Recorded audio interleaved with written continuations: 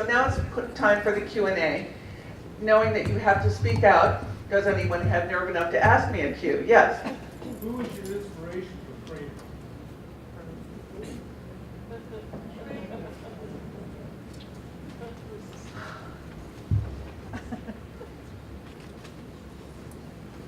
During my tenure in the life insurance business, I had a guy in my office who actually stole someone's Girl Scout cookies. And he's the one. See, here's the thing about Mr. Bragg, you shouldn't ever make us mad, because we have our ways of getting even. Oh, help, somebody from the library. I came up here without my props. I need a copy of, I need a librarian, not a librarian. Stop there. I need some books. I need After the Fire, Payment in Kind, Hour of the Hunter, and Until Proven Guilty. Thank you. Now we'll see if she could be a waitress, if she can remember all that without writing it down. We'll see. Okay, next question. I'm sorry, you're going to have to be more involved than this. Yes? What made you want to write? I'm not going to answer that question. I'm actually going to be talking about that in my talk. And if I'm going to be talking about it in the talk, I'm not answering. Yes? Have you ever been approached for a television series? I have been approached, but the guy who wanted to do it wanted to make J.P. Beaumont African American. And you got it, absolutely. No, you got them all. Wait, no, let me see. One is missing. Oh, Payment in Kind. Oh, dude. Without Due Process. Isn't Without Due Process, this is a quiz, guys. Isn't Without Due Process the gang unit book? I think it is. And in that book, when Bo goes to the crime scene, and there's this immense black man sitting on the front step, and he just stepped over the crime scene tape. And that was, I gave him a different name, but in real life, he was and is a fellow by the name of Ed James. He was my kid's principal at Brighton Elementary. And he's this immense black man who makes me feel petite. And when I told him that the television producer wanted to make J.P. Beaumont African American, he said, Mickey is a mouse, Pluto is a dog, and J.P. Beaumont ain't black. And so that never happened. But I think there's not enough sex and violence in my books for Hollywood to come knocking. And at some point, perhaps, there will be a production of J.P. Beaumont the musical, but my grandkids will be the ones negotiating that contract. It won't be up to me. Another question, there was one over here, I know. Nope? You want to sit there? Yes? Where are you?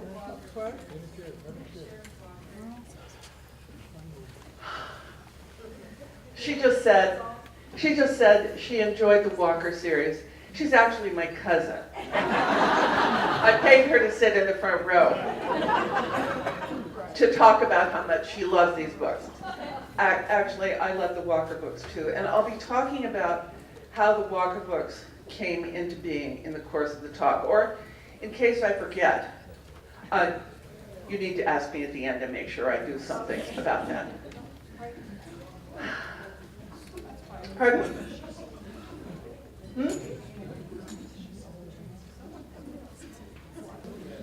Will the person who bought Payment in Kind please lend it to me for the duration of this program?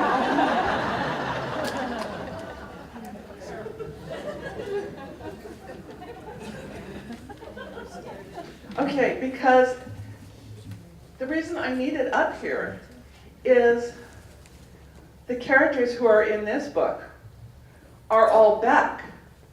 The ones that are still alive, that is. Well, I write murder mysteries, guys. Somebody's bound to die in proof of life. So I have spent a lot of time reviewing the events and the characters in this book. And so if you're reading along and you're saying, "Ah, that sounds familiar," that's why. It's from this book. So rather than keep it up here and risk not giving it back to you, would go ahead, but you now know that payment in kind is referenced in great detail in this book.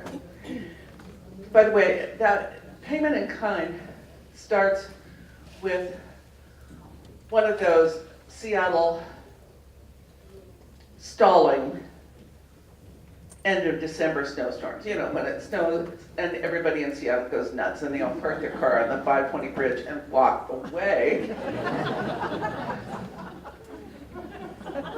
So payment in kind starts with a snowstorm that's just like that.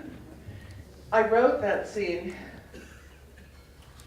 in April in Hawaii.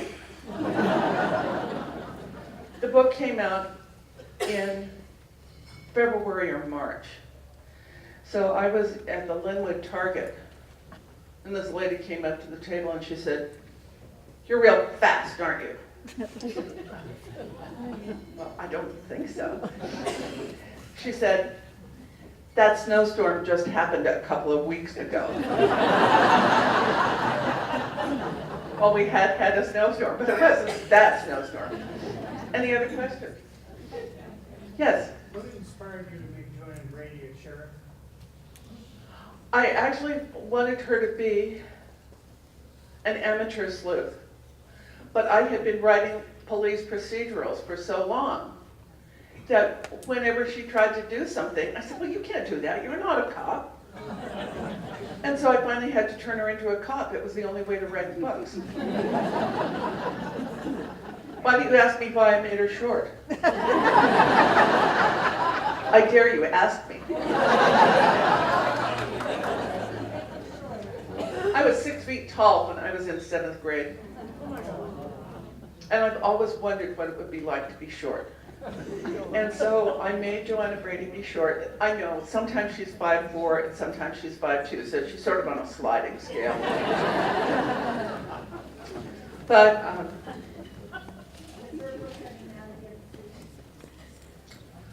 I will not answer that until I finish this question, I think. By making her short, when I'm writing her books, I have to see the world through her perspective. And so I know stuff about the top of Joanna Brady's refrigerator that she will never know. And is there a Joanna Brady book coming out soon? I am halfway through the next Allie book. I need to finish writing that, and then I'll be working on the next Joanna Brady book. Yes? I write 2 books a year. I do 2 book tours a year. I've done that for the past 12 years. I'm not exactly sitting around eating bonbons. Let's see, is it getting close to 7? Okay, we've got a few more minutes. Any other questions? Yes. I'm curious about the research that you do. How long does it take you to do research before you write a book or during the book? And how do you do your research? Do you do it online? Do you talk to people? Just kind of curious how you put that all together. How do I do my research? Did you ever see that that musical Sunday in Park with George about George Surratt, the pointillist? There's a song. It says, bit by bit, putting it together. And I pick up little pieces along the way. I'm a sponge. I'm listening to people as they talk. There's a guy I saw in Denny's once. I was there with my husband. He was having electronics consulting appointment. I'm a liberal arts major. They were talking stuff. So I was just sitting there over at this table. There was a woman who was a real estate agent. And I knew that this was the old days. She had her multiple listing book with her. I knew her clients were late because she kept looking at her watch. And then they came in, and it was this tall, handsome guy, mid-50s, wearing a suit. On his arm was his 30-year-old trophy wife. She was there to choose a house. She wanted to buy the high-priced spread. This guy knew how much that house was going to cost. He knew how much he made, and he knew how much he owed in alimony and child support. And those numbers did not coincide. I went straight home and put him in the book as a detective from Pullman, Washington. He never knew he ended up in a book. I do some of it online. I do some of it by interviewing people. Early on, in the Beaumont books, I had never been a cop. I had never been to this public safety building. But I had a character who was going to go visit the public safety building. And so I said, well, I wonder, do they have to wear visitor badges? Well, this was 1983. So it's the old days. I used the phone book. And at Seattle PD, they had a listing for public information officer. So I called the number. Phone rang. It was answered by someone named Officer Gary Flynn. And I asked him my question. And he said, well, we don't make people wear visitor badges, but we probably should. And of course now they do. But so when I had questions, I would call Gary and ask him. When I finished writing the first Beaumont book, Until Proven Guilty, still in print 32 years later,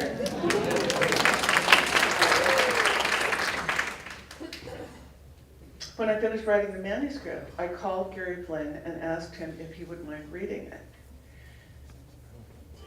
At that point, early in my career, writing as a single parent with 2 little kids, no child support, a full-time job selling life insurance.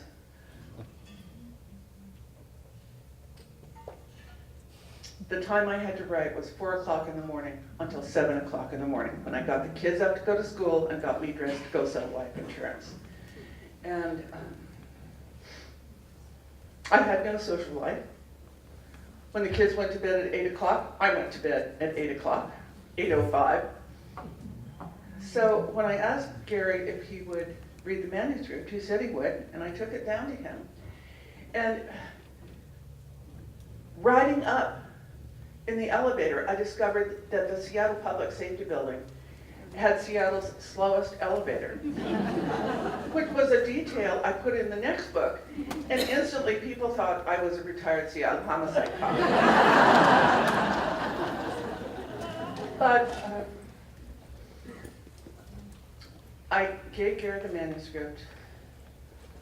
A few nights later, I was sound asleep at 9 o'clock at night, and the phone rang, and I said, hello, and it was Gary Flynn, and the first words he said to me were, you made me cry. Whoa! I can't imagine a more meaningful review. And so Gary and I became friends. He got me in to talk to the gang unit. He got me in to talk to homicide cops. He got me into the crime lab and introduced me to the APIS stuff. He retired. He remained on my Christmas card list. First, for a while, he and his wife lived in Centralia, and then they moved to Prescott, Arizona, where he was a volunteer at the public library until he died a couple of years ago of a heart attack. So, you know, all of the above. For the electronics, the computer stuff, that is in the alley books especially, you're looking at someone who is barely capable of operating the television remote. But I have in my life a brilliant man who is a retired electronics engineer, and he is the one who held my feet to the fire while I was writing Men Overboard, the book about the artificial intelligence killer. That was fun. And I expected that I was going to get a lot of pushback on Frigg, because Frigg was invented and trained to be a sidekick of a serial killer. And when the serial killer stopped listening to her, she sort of went on the warpath against him. And I'm wondering, is this realistic? And then Bill found me a scientific article. The Google engineers discovered that if they stopped taking their AI's advice, the AIs became hostile. But Bill is my science guy, and he also keeps the computers running. I think it's time for someone to introduce the guest of honor.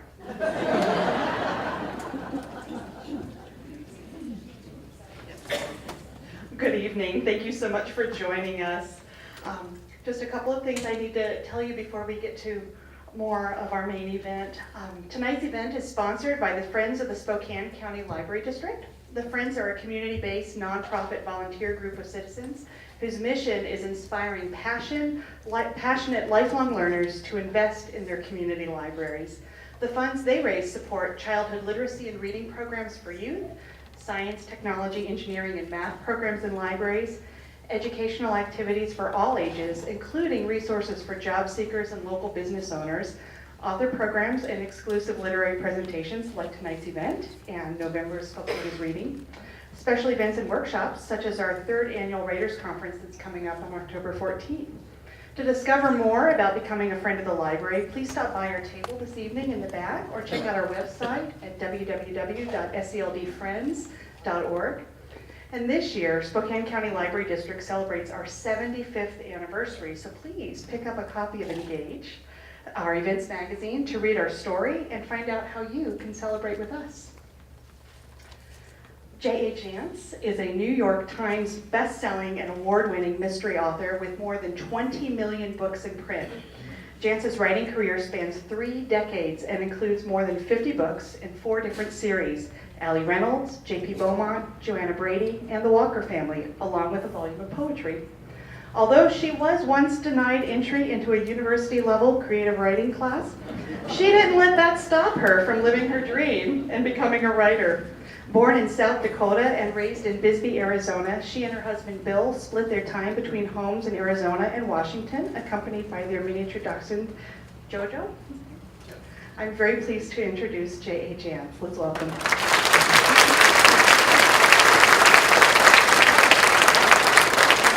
Yes, my hearing aid devouring dachshund.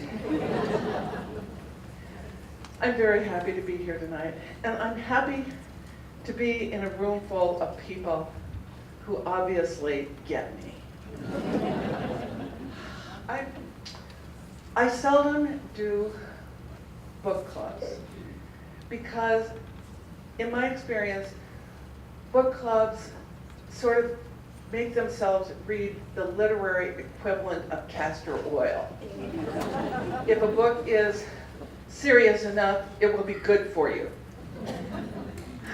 When I'm doing a signing in a bookstore, I'm always sort of taken aback when someone will stop by the table and say, "Oh, I don't read murder mysteries. I'm sure yours are fine." Now, I understand what those people are saying. What they're saying is, I am a very important person, and my time is too valuable to waste on reading something fun.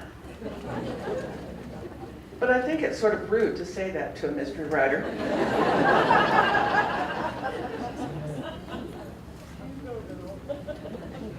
I sold life insurance for 10 years. According to the Life Underwriting Training Council guidebook, life insurance agents are supposed to be able to take 10 no's and get the appointment, and 10 no's at the appointment and walk away with an application and a check. As many of you learned, to your dismay, earlier this evening, somebody who can sell life insurance can also sell poetry.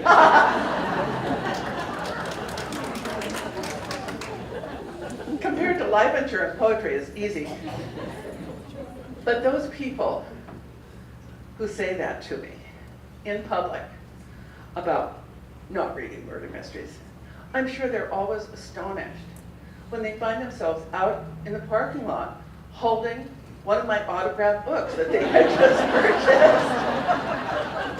And they're probably wondering why I have it. I would be glad to tell them it was because they were rude, but I don't.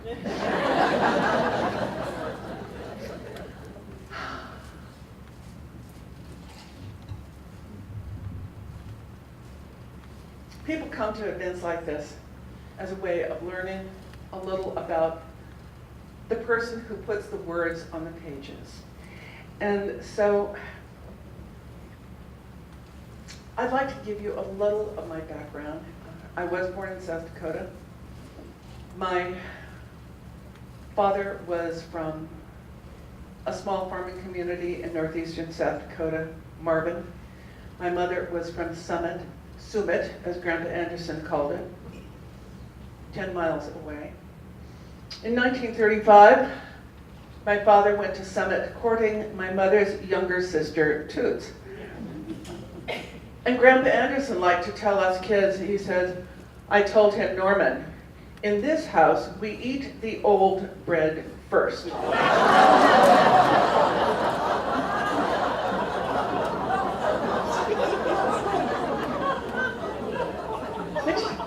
Which is how my father ended up spending the next 68 years of his life with my mother, Ebby, as opposed to my Aunt Toots. They married. By 1948, they had 3 kids, my 2 older sisters and me. My mother always said I was the 3rd one of the first batch. And then my father came down with rheumatoid arthritis and was bedridden for 6 months. They had 3 kids, they had 17 cows that had to be milked morning and night. And having him bedridden was sort of inconvenient. And so he went to the doctor in Millbank and was told he needed to move to a high, dry climate. My mother, who loved geography, all she had was a 7th grade education, but she loved geography. She opened her tattered geography book to a map of Arizona. She pointed to Bisbee in the lower right-hand corner of the page and said, that's high and dry, we're moving there. And we did move there. My father went to work underground, 3 more kids, my 3 brothers, and finally my baby sister. There were 7 of us in all. Those 4 were born in, the second batch was born in Arizona. In 2nd grade, at Bisbee's Greenway School, you had a choice between Mrs. Barker's class on the left, and Mrs. Spangler's class on the right. And I have no idea how the principal, Mr. Nadolski, sorted those 50 kids into separate classrooms. For all I know, he pulled names out of a hat. But luckily, for all of us here tonight, he sent me to Mrs. Spangler's room. Because in her room, over under the windows, there were bookshelves stocked with books. And if you finished your work early, you could leave your desk, take one of those books, and bring it back to the desk to read it. It was among Mrs. Spanker's books that I encountered the Wizard of Oz books. Not just Dorothy and the Ruby Slippers, but those other wonderful Oz books as well. A lot of kids are fascinated by the wizard hiding behind the curtain. Not me. I was fascinated by Frank Baum hiding behind the words. And from the moment I realized that a living, breathing person put those words on the paper, that's what I wanted to do, and that's what I wanted to be. I grew up, I won a scholarship to the University of Arizona. Because I wanted to be a writer, I signed up to be an English major. And then my junior year, when it was time for those upper division courses, I tried to enroll in the creative writing program, and the professor said, "You're a girl." And I said, "So?" He said, "Girls become teachers or nurses, boys become writers," and he wouldn't let me into his class. So I married a guy who was allowed in the class that was closed to me. You know, when I say those words in a room full of strangers, and they all chuckle at those words, it sort of annoys me, because it took me 18 years to figure out that was a bad idea, and you guys already know it. How about over here? He was allowed in the creative writing program. He had the right plumbing. He got good grades in it for some unaccountable reason.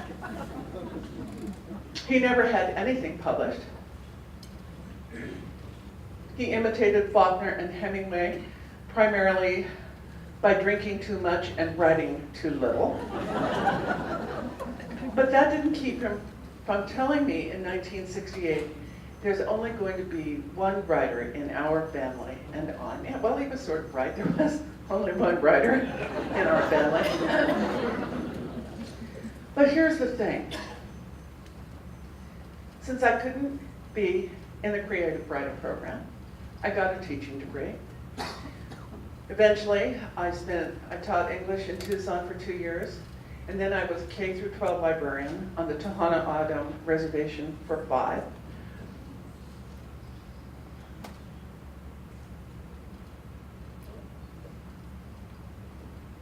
If you read my first Walker book, Hour of the Hunter, you will discover that Diana Ladd, the main character in this book, is a teacher on the reservation, but she really wants to be a writer.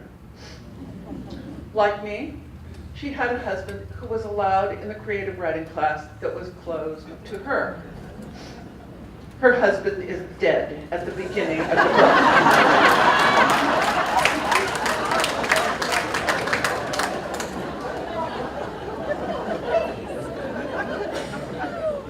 And as for the crazed killer, he turns out to be a former professor of creative writing from the University of Arizona. They're down. See, what I said before, don't make mystery writers mad. We do things.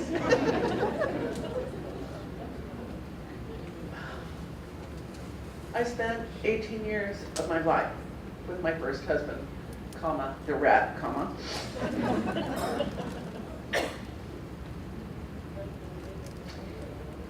I worried about his drinking. I was very naive. I knew nothing about drinking. He always told me that when we had kids, he would stop. And so I believed him. In 1972, my daughter was born. And we were living on the hill west of 3 Points, Arizona. So we were 30 miles from town, 35 miles from the hospital. The house was 2 miles off the road, 7 miles to the nearest neighbor and or telephone. So he took me to the hospital to have the baby. He dropped me off. 3 days later, he came back to get me, and he was drunk. And I had a terrible decision to make. There were no baby car seats in those days. Did I have him drive or did I have him hold the baby? I opted for him to hold the baby, and I drove myself home from the hospital 3 days after I had that baby. I was pretty upset by the time we got home, and I told him, you promised that you'd stop drinking when we had a baby, and here she is. So when we got to the house, he went into the house, and he poured his booze down the sink. And I had no idea how much he had been drinking while I was in the hospital. And I had no idea how dangerous it was. And so for the next 5 days, I dealt with a newborn baby and a man who was going through DTs. We couldn't turn off the lights because the bugs crawled on him. He had conversations with people I couldn't see. He played chess at the dining room table with people I couldn't see. And I kept thinking, you know, I can do this, I can be strong because he's keeping his promise. And then 3 weeks later, some of his drinking buddies turned up, they popped the lid off that Coors and handed it to him, and we were off to the races again. In the next 8 years, between 1972 and 1980, he was hospitalized 9 times for chronic alcoholism. Finally, in the spring of 1980, he turned up at my 6-year-old son's t-ball game, so drunk at 5 o'clock in the afternoon that when the game was over, he crawled on his hands and knees from the bleachers back to the car. And it was during that walk when I realized if 18 years of loving him hadn't fixed him, I had to do something to save my children and save myself, so I got a divorce. And as soon as I got a divorce, he started turning up on my doorstep every Saturday morning saying, you said in sickness and in health, this is sickness, you need to take me back. And I knew that if I stayed in Phoenix, I would take him back. And so the kids and I did an adventure in moving. We loaded all of our worldly goods into a U-Haul trailer. We hooked it on to my 78 Cutlass Supreme Rome that my first husband said I never should have bought and would never be able to pay for. And we came to Seattle. Now, Monday morning, we fly out of Spokane, I believe they're calling it these days. And we have to go to Santa Ana to do an event that evening. And you know, there's no easy connection. So we press the easy button. We have a jet card. And the jet card is it looks like a credit card, but it has airplane hours in it. And so we will leave here, and 2.5 hours later, we will be on the ground in Santa Ana, and we will not have to undress for TSA. We can carry all the liquids we want. I could even have a letter opener. Wow. If I were a better person, this would not happen. But I am not a better person. When I climb on board one of those jets and settle into the comfy leather seats and make sure that my seatbelt is securely fastened around me, I think about my first husband and I go, neener, neener.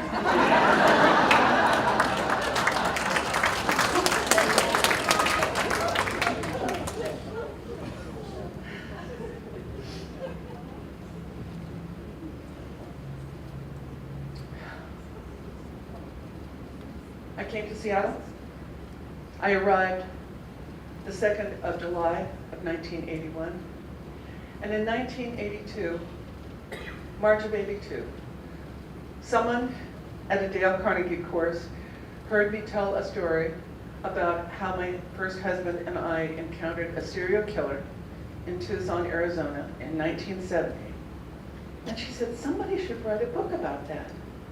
Well, my husband told me in 1968, only one writer in our family, and I thought, I'm divorced. What have I got to lose? And so I started writing. And the first book I wrote was never published by anybody. For one thing, it was 1,200 pages long. But in the course of writing those 1,200 unpublished pages, I taught myself to write. And while my agent, I showed up at her office with a box, and she didn't even touch the box. She just looked at it. She said, "This is your first book?" And I said, "Yes." She said, "It's too long, cut it in half." And so I did. And then while she was trying to sell it, and the people who turned it down said that the stuff that was fiction was fine, and the stuff that was real was unbelievable and would never happen, even though it already had happened. And so my agent said, "Why don't you try writing something that is completely fiction?" And so I started trying to write the book that would eventually be the first Beaumont book.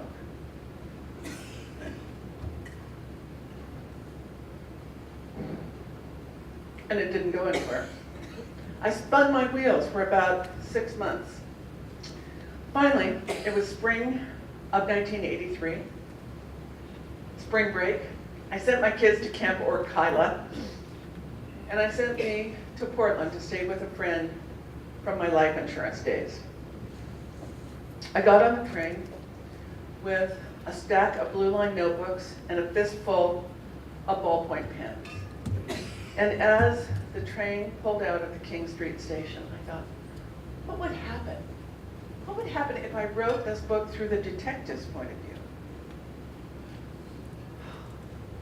And so I hauled out one of those pens and one of those notebooks, and I wrote, "She might have been a cute kid once. That was hard to tell now. She was dead." And as soon as I wrote those words, I was with J.P. Beaumont on the backside of Magnolia Bluff, walking around the crime scene, seeing the crime scene through his eyes, hearing what he was saying, hearing what he was thinking. And J.P. Beaumont and I have been together as author and character ever since, for all these years.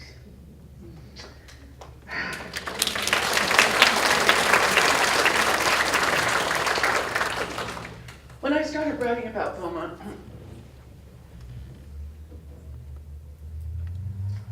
the books are written in the first person. He's a cop. He can't work 100% of the time. And so I sort of had to have him have something else to do. I wasn't allowed in the creative writing program. But I'm smart enough to figure out you should write what you know. So Beau did the kind of drinking I had lived with for all those years. I knew that. I knew all that stuff. So then the fourth book came out. I was at Lloyd Center at a card table in the corridor outside the B. Daltons, and a lady came up to the table. I had all 4 books laid out on the table. She came up to me and she said, "J.P. Beaumont drinks every day. He has a drink of choice, and it is starting to interfere with his work. Does J.P. Beaumont have a problem?" I said, "These are books." But in the course of that set of signings, 6 other people asked me the same question, and I thought, holy moly, maybe I'm the last person to figure it out. Because that had happened absolutely invisibly to me. I knew it so much that I wrote it in with such complete reality that I missed it and everybody else believed it. So, a few books down the line, Dismissed with Prejudice, he has his first blackout that he can't hide from because he lost his car. Book number 8, he's in treatment. And now we're at book number 23 now. So there are way more books with him sober than there were with him drinking. I still have people who tell me they like him better when he was drunk. I worry about those folks.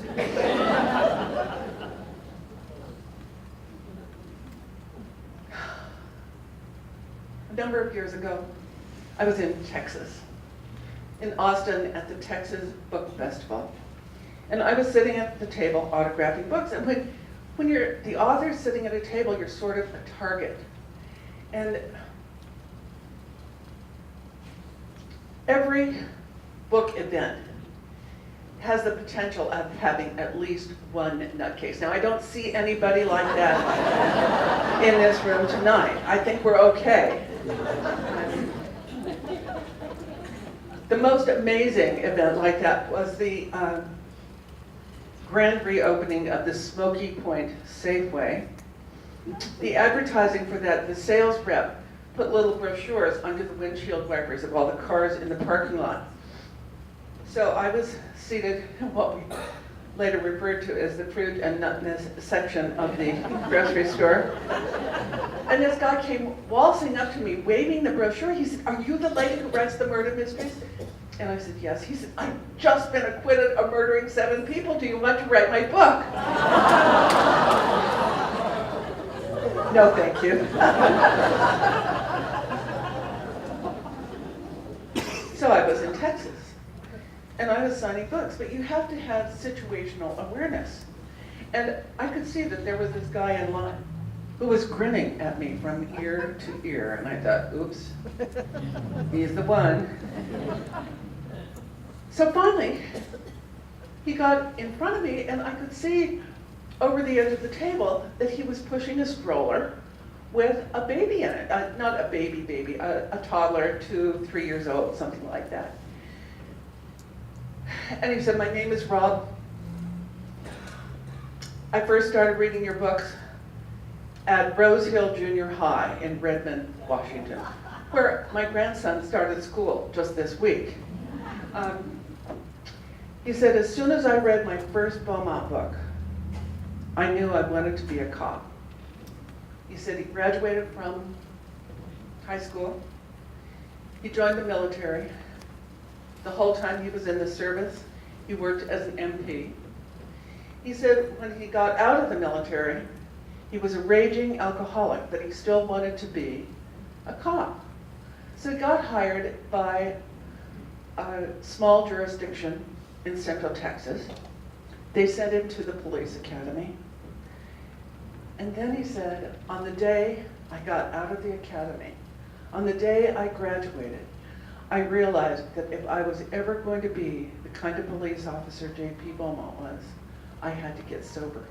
And he went straight from the academy to treatment, and he is now the police chief in that small community.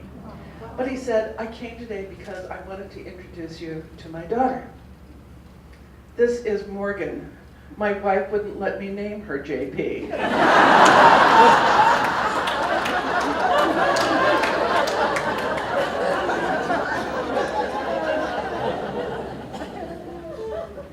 But here's the miracle. Morgan has an entirely different existence because her father, as a child, read a story with his accidental thread about Beau's drinking hidden in it. Is that magic or what? It seems pretty magic to me.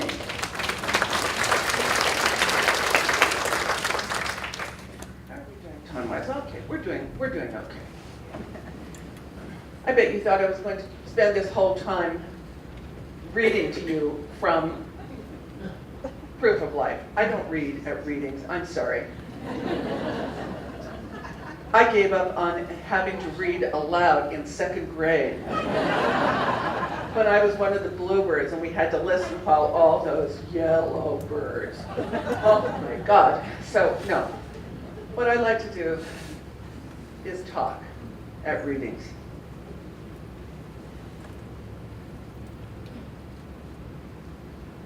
Given his history, J.P. Beaumont was not a wonderful father when his children, Scott and Kelly, were little. And that's one of the things. I've been writing about Bo for more than 30 years. And when I started writing about it, you think it's hard to remember all your kids' and grandkids' birthdays? Think about it, having all of these characters. So the way I solved that problem with Bo is I gave him my birthday. We are exactly the same age. October 27th, 1944. So when I'm writing about Bo, I have to be mindful not only of who he is now, but who he was before.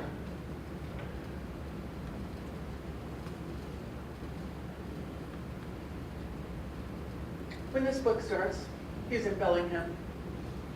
His wife, Mel, is the new police chief. She's got her hands full, she's busy, and Beaumont is sort of bored to tears. He is not having any fun. You can only work so many crossword puzzles before you go completely bananas. The phone rings, and it's his son, Scotty, who is now following in his father's footsteps and working in the technical electronics unit of Seattle PD. And Scott says, "Hey Dad, are you going to be in Seattle on Friday?" And Bo says, "Why?" And Scott said, "Well, I'm having my wisdom teeth extracted, and when I made the appointment, I forgot that Charisse was going to be out of town this weekend, and I need to have somebody drive me to and from the appointment because of the anesthetic. And so if it's inconvenient, fine, I'll just call Uber, but I thought I'd ask." And Bo has this moment. Because when Scott was 6 years old and bit into a bean burrito and lost his first baby tooth and swallowed same, where was Bo? He was at work. They were living at Lake Tapps. He was in downtown Seattle. And that evening, when it was time to explain to the tooth fairy that the tooth was lost, but it was really lost, and could the tooth fairy still bring some money, he wasn't there to write the note. Karen, Bo's first wife, had to do that duty. And this phone call from Scott has just given him a tooth fairy do-over. So he says, "Of course I'll come. Of course I'll come pick you up. No problem." And so he does. He takes Scott to his appointment. And as they come home from the appointment, Scott is going blah, blah, blah, blah, blah, blah, blah, blah, blah, blah, blah. Now in the book, or maybe in some book, maybe not in this book, maybe in the novella Still Dead, Bo talks about how he likes America's Funniest Videos. He was a cop, and he said when people did stupid stuff out on the street, they could get hurt really badly. But America's Funniest Videos, when they do stupid stuff, the most they get are bruises and maybe a scrape here and there. So he likes America's Funniest Videos. I had written this book. The manuscript was in New York and under production when the last episode of America's Funniest Videos aired this summer. And guess who won the $100,000? Some middle-aged guy being dragged home from his wisdom tooth extraction.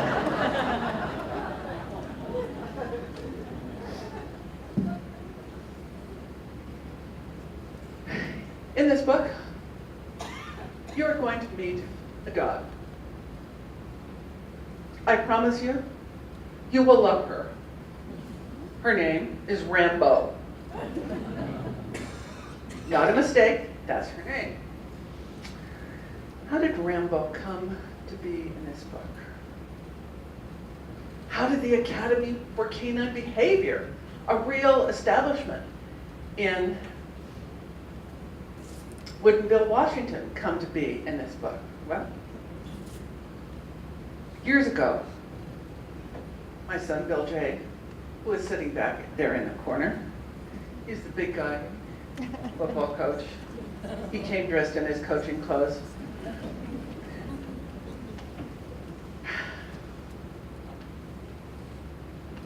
He came home at Thanksgiving with a puppy from the pound in Pullman.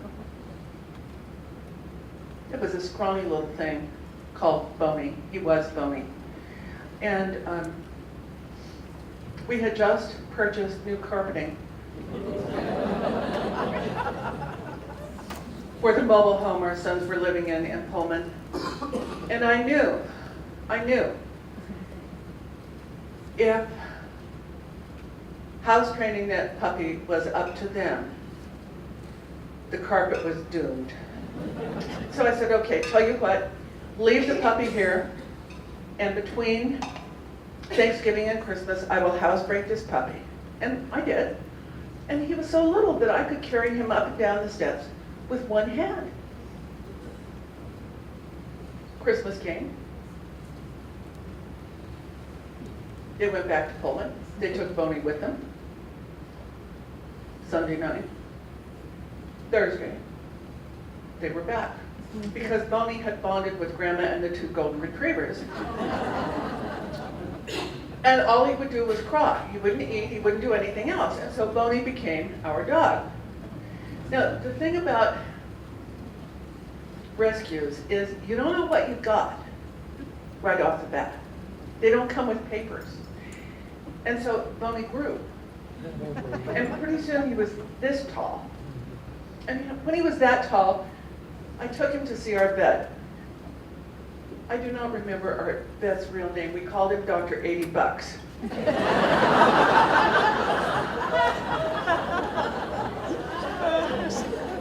Because it didn't matter how many dogs you took to him, that was what the bill was, 80 bucks. So I took him to see Dr. 80 Bucks, and I said, what kind of a dog is this? He said, well, it's a black and tan Canardly. I said, really? What kind of a dog is that? He said, well, you can hardly tell what kind of a dog he is, but I think he's mostly German Shepherd and Irish Wolfhound. And he kept on growing until eventually he could stand flat-footed with his chin on the kitchen table.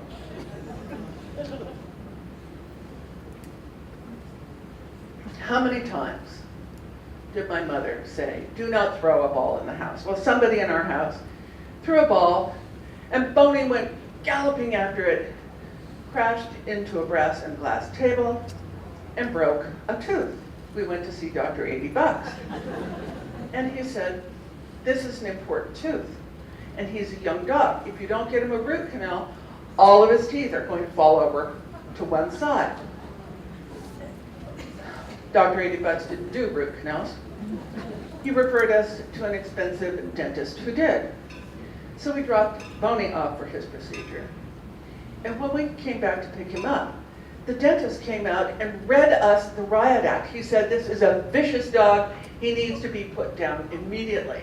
Because it turned out he had started doing Boney's root canal without having the dog properly anesthetized. Well, I'm sorry, you do a root canal without giving me enough juice, I'll bite your hand too. So we went back to see Dr. 80 Bucks, and we said, what do we do? He said, well, Boney was too young to be away from his mommy, much less be alone in a pound. He said he is an insecure dog, and insecure dogs can be dangerous dogs. Why don't you take him to the Academy for Canine Behavior and see if they can teach him how to be a dog? So we checked Boney in for 6 weeks of boot camp, and they turned that dog into a total gentleman. And since then, all of our kids and grandkids, all of our kids' dogs, grandkids' dogs, they are all graduates of the Academy of Canine Behavior. And this is really handy because everybody knows the same commands. Sit, stay, wait on the rug, and my personal favorite. You see, if everybody knows the commands, you can even use them on husbands. We were in Eugene. I had called for a bellman. We were leaving the hotel. Bill had hurt his back, and he reached for the handle of the suitcase, and I snarled, "Leave it." And he did.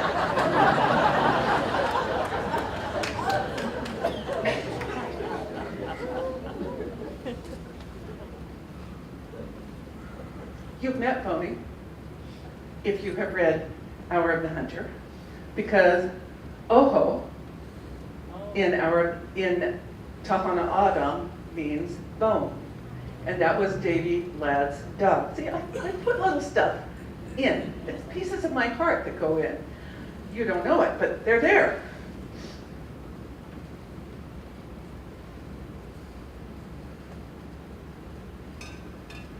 Seven years ago, my daughter had lost her 2 golden retrievers. She's a widow. Her husband died of malignant melanoma at age 36. Our grandson was 9 months old when we lost his daddy. And our daughter, being somewhat brilliant, has found the perfect sport for Colt, one that does not require sunscreen: bowling. He's a championship bowler. But they had lost their golden retrievers, Angel and Kenzie, and they were ready for a new golden. And there was an ad in the Seattle Times about this perfect family dog, free to good home, down on the southwestern side of Longview. So she went down to get this dog. And Angel and Kenzie loved going to Cannon Beach. And when you're on the far side of Longview, you're almost in Cannon Beach. So they picked the dog up on Friday afternoon, and we're going to spend a night or 2 at Cannon Beach before coming back. Excuse me, it's the smoke.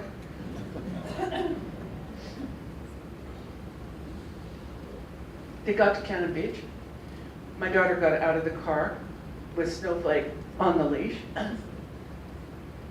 And Snowflake panicked and bolted, broke the leash, went racing off into town.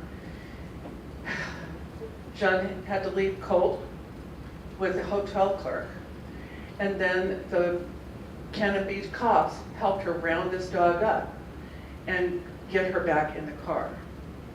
What we didn't know until much later is Snowflake had been a mommy in a puppy mill. She had spent her entire existence in a wooden shed. Her muscles were so unused that she could barely stand on a tile floor. She had no social skills. She was panicked if she heard a television set or a toilet flush or hairspray. She knew nothing about living. So they got back Sunday night. Monday morning, my daughter took Snowflake to the Academy for Canine Behavior because they have a program. When people are rescuing animals, they will take a dog for a week or 2 weeks, in Snowflake's case, 2.5 weeks, to evaluate it to see if it is suitable for being placed in a family situation. So she dropped Snowflake off, called at the end of a week, and the trainer said, "This dog is completely shut down. I don't know if it will ever be appropriate for her to be in a family." She said the same thing at the end of the second week. Halfway through the third week, Jance went there. The trainer, she was seated on the sofa in the waiting room. And the trainer brought Snowflake in. She looked around the room. She saw my daughter and climbed up into her lap. And the trainer said, how long did you have this dog before you brought her here? And she said 36 hours. She said, this is your dog. And it's 7 years later. And Snowflake is a wonderful family dog. She also has a sister, Stormy Girl, who is a coal black Irish wolfhound. I think this will sound familiar when you meet Rambo.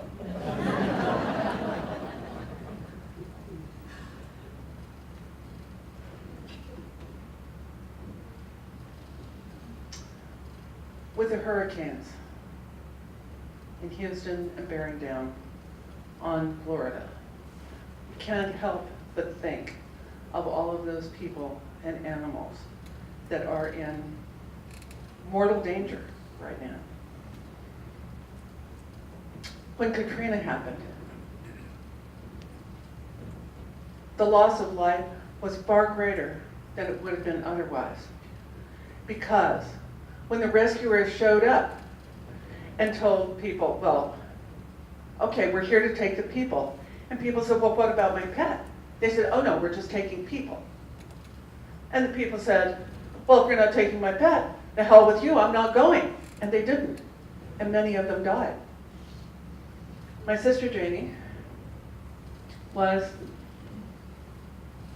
head of animal control in Pinal County at that time. And she worked with a guy who founded PetSmart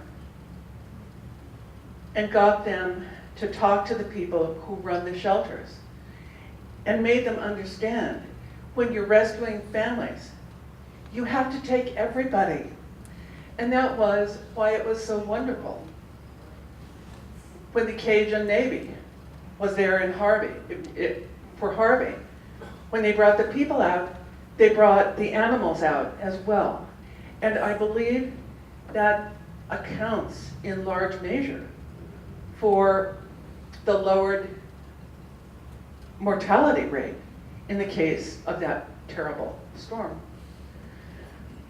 But it turns out there's a similar crisis occurring every day in every community in this country in the case of domestic violence victims.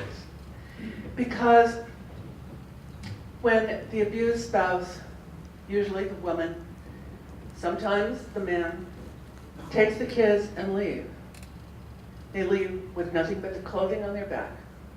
And they know if they leave the pet behind, if they leave the beloved pet behind, chances are that pet will be the next victim. And that's the reason some of them don't leave. You'll meet a domestic violence family in this book. And I'm hoping this can be part of the discussion, that maybe we need to think of ways to have shelters, homeless shelters, where people can bring their pets in domestic violence situations, so that everybody will be able to get out and be safe.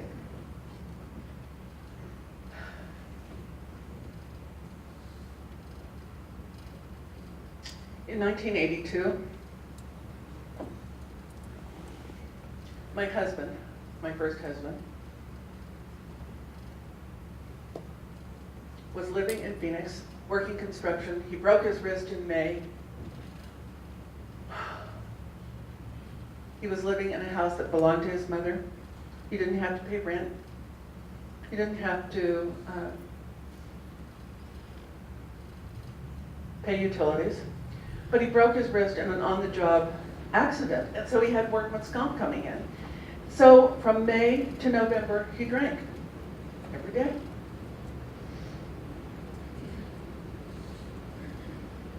Just before Thanksgiving,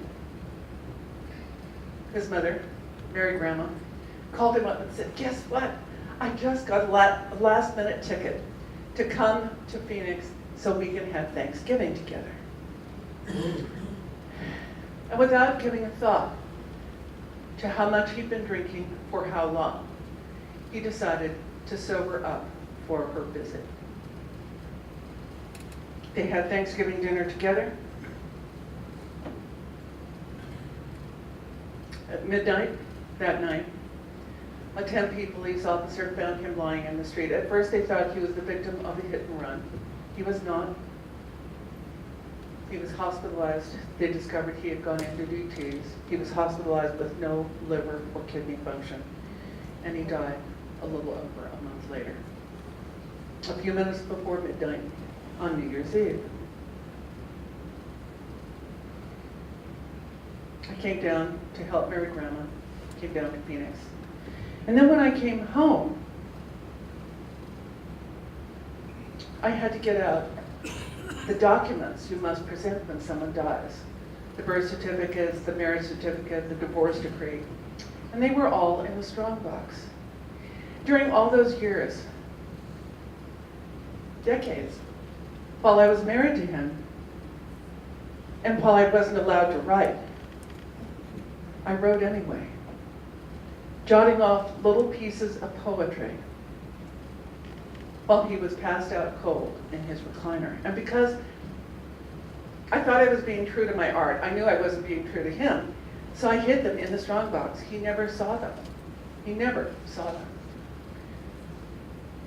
But when I was getting out the documents, I saw them. And when I read through them, it was like seeing my life in instant replay. I have been using words to deal with the central issues of my life. And that's After the Fire. After the Fire, in prose and poetry, is the story of that journey.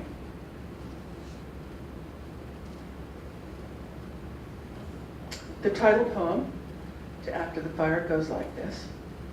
I have touched the fire. It burned me, but I knew I lived. It seared me, but it made me whole. He called me. I went gladly, though I saw the rocks, fell laughing through the singeing air. I have known the fire. I'll live with nothing rather than with less. The flame is out. There's nothing left but ash. In June of 1985, I was asked to do a poetry reading of this book at a widowed retreat, a retreat for newly widowed people down on the Hood Canal. And I was very nervous about doing that because I was divorced when my first husband died and all of those other good people were still married, but I went. And at that event, I met a man whose first wife, Lynn, died of breast cancer a few minutes before midnight on New Year's Eve, 2 years to the day after my husband died. We struck up a conversation based on that coincidence on the 22nd of June. On the 21st of December, we got married. It's 32 years later, we're still having fun. We were in love, our 5 children were not in love, so that was sort of interesting. But we've made it work.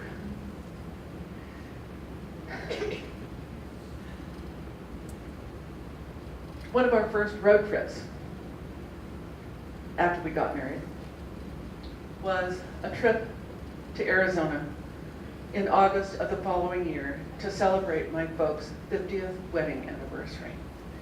And while we were in Tucson, or in Phoenix, I took Bill by the office on Central, where I had worked for all those years, for 5 years, before I got the divorce. I wanted to introduce him to the people I had worked with, and you know what? None of those people recognized me because they had never seen me smile and they had never heard me laugh. Arizona will always be my home, but Washington will always be my creative home because here, I found the courage to live my dream and start writing. And I got back my smile and my laughter. There are only 6 of the kids in our family left.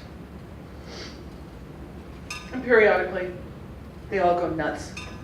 And they start sending out songs They'll send an email and then everybody will, it's a small world after all, you know, some earworm.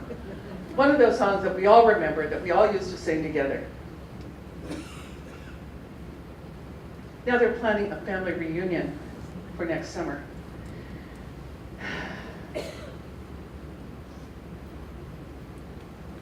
And I heard a song, and it makes me think of my brothers and sisters and my cousins. And because a lot of the people in this room are of a similar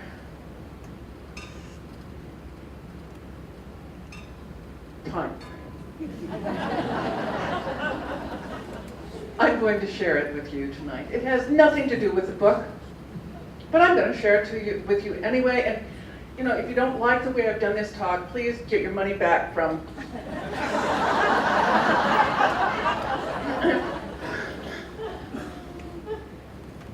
Firefly, fireflies inside of a mason jar, acting big behind the wheel of Daddy's car. Play in church around the old piano stand. You were quite the preacher, and oh, we sang so grand. I remember every night what we would say and do. If you've forgiven me, then I've forgiven you. Now, when life just gets the best of me, I reminisce these childhood memories. We built a raft to travel all around the world, then stopped for penny candy at the corner store. You let me fly your kite, and then I dropped the string. I thought my life was over, but Mama rescued me. When I was just a kid, you taught my prayers to me. Then you turned around and told me about those birds and bees. No matter where I go, I want you near to me, because we share these childhood memories. Time, it goes so fast, those days are over now. We've all gone our separate ways, but still somehow I often think to